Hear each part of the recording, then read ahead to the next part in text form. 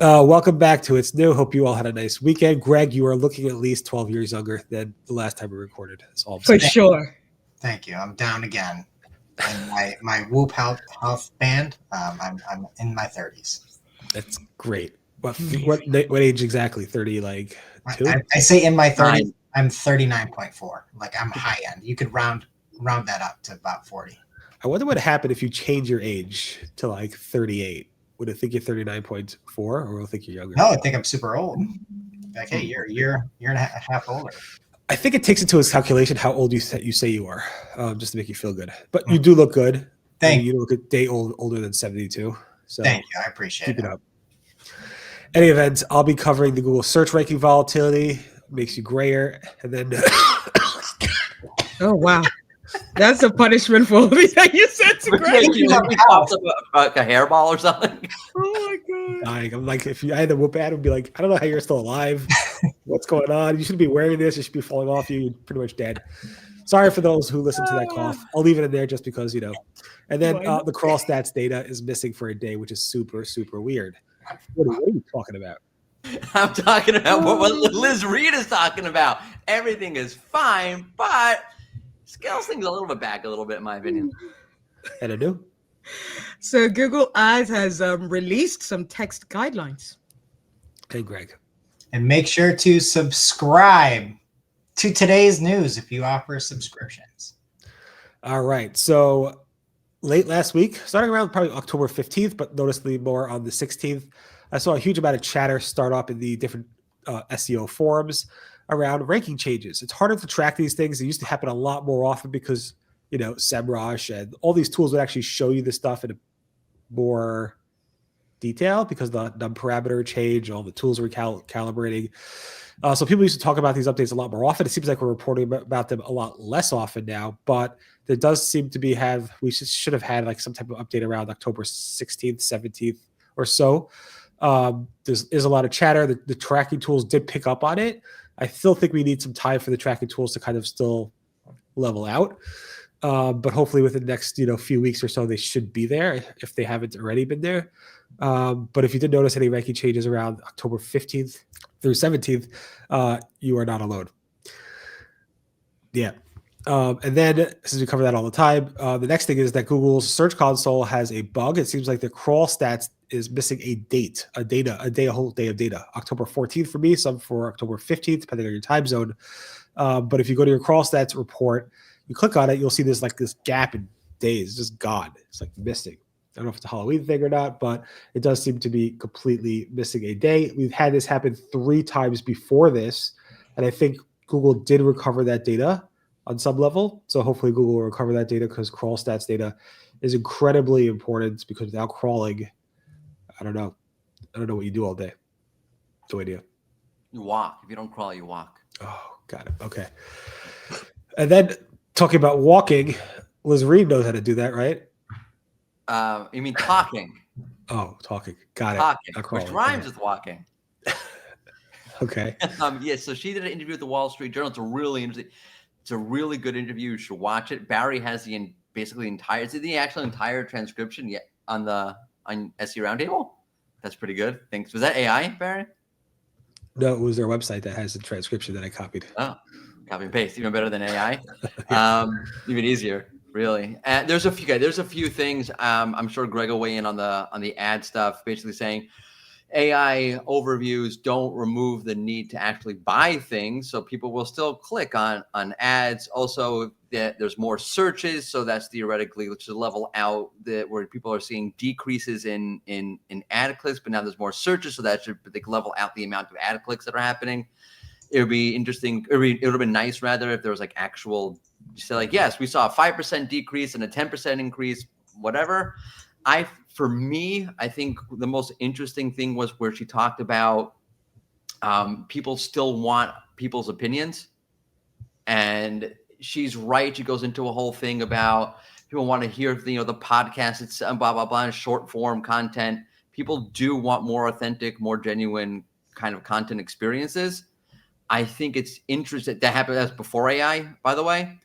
I think it's interesting So I'll stop here. I think it's interesting that she's pushing that narrative. It almost feels like everything is like AI, everything AI. And now it's like almost like scaling back. Are we starting to see the AI conversation come back to reality just a little bit? Because I thought it's an interesting brand communication strategy to talk about the need for actual human experiences and not just push the AI agenda. Completely disagree.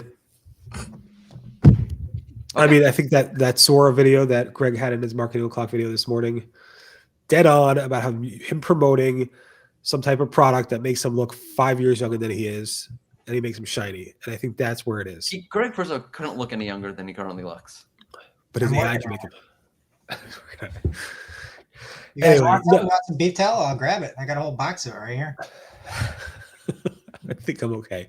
But yeah, that whole ad click thing was interesting. I think that was the most interesting thing for me. She basically, I think it's the first time they confirmed that people are clicking on ads less often, but they're getting more ads because people are searching more. Right. And she said some things that are true, where it's like, if you look at a celebrity or something like that, there's no ads to be served on that side of things. But then other stuff just didn't really make a lot of sense. The part where she's like, you're using the AI overviews and AI mode and everything to do the research, but you still need to click from an ad to find the product. It's like, isn't that what AI mode should do though? Is like deliver you an organic, here is what AI thinks is the best running sneaker. Like, why do I need the ad for that? Like, it doesn't make, it makes it seem like they're trying to make sure that ads are like an integral part of this instead of answering things organically. It was a very strange answer.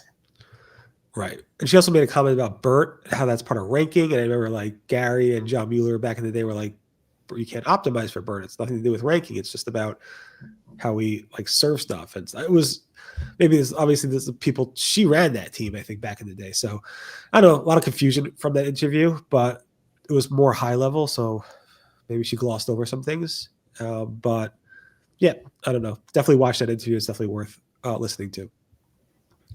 And then if you're on the Google Ads side, you have some new text guidelines that are rolling out. Yes, we do. So yeah, as Barry like announced on SE Roundtable, we've got like 5 weeks ago, Google actually announced a new feature of text guidelines at Think Retail, and then we have Arpan. What's his name? Arpan Banerjee, who said that he saw a beta in his in Google Ads UI saying, yeah, you can now have a setting for your text guidelines, and it's the things you can do are examples are like exclude words like cheap or low cost, or add rules like always right skin locks. He chose as an example, all in lowercase, kind of basically. Sometimes basically it's guidelines for your text ads for like the AI system, I imagine, for RSAs of how your ads are always going to show. So he spotted that already. So maybe some of you have already as well.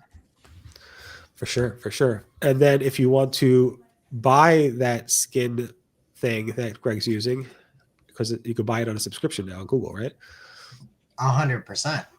Ancestral Cosmetics is the best. You can subscribe and save. And if you are a merchant that has subscription-based offers, you now can get that into Merchant Center. Google did state some fuzzy logic on this, I would say. It says it will be available to all eligible shopping ad merchants in the United States, so US only. But you can now put in your product feed with your subscription cost. And then you have sub-attributes that are associated with the subscription cost. So period, which is length, week, month, year, period length, and amount. So the other note is that you can only have one subscription price per landing page. So that's just got to match up similar to the normal Merchant Center rules. But that's a big deal. Subscriptions are huge, and being able to put them in, not just from an ad side, but if you are an SEO, I would also work on your feed here. I think it's one of the most underlooked stuff in at least e-commerce SEO is feed hygiene, cleanliness, and getting those free product views up. And then just another interesting thing, I know we talk about it and talked about it like a lot this past year. We're like kind of skating to where the puck is going. And Google also has some really new price tracking features in Google Shopping. So this breaks it down by each retailer. And SERP Alerts had spotted it over on X. So if you're looking, they're looking for a monitor, I think Brody Clark was, and you can see all the 4 major retailers. And there's a really cool chart that you can visualize and see the exact price from each retailer, where it is today, where it was. It looks like on a weekly basis, and you can kind of track that and see if you're getting the best price. And then you can also sort of benchmark against retailers and see who might be having some of the best pricing for things. So to me, this is a big deal for users, I would say. And just if you don't offer the best price, this is probably going to hurt you, I'd say, down the road. What took them so long? I honestly, the fact that they killed off Google Shopping, then they still don't have a Google Shopping app. They just discontinued it. Barry's got it on his phone, but doesn't do anything. Like they really shied away from shopping, and then it's just been like the past, I don't know, 16 months or so, maybe a little bit more than that they've really dialed in on shopping. And I think, a lot of these changes are really, really nice. And I've always thought, like, if you can have somebody that actually brings the internet together from a shopping perspective and gives you everything, it could be unstoppable. And they're working on it phenomenally. Like it's Google Shopping is very, very good now. Excellent. Yeah. All right. Well, thank you, everybody. We're back tomorrow with more is new. Everybody stay young. See you guys later. Bye-bye. Forever young.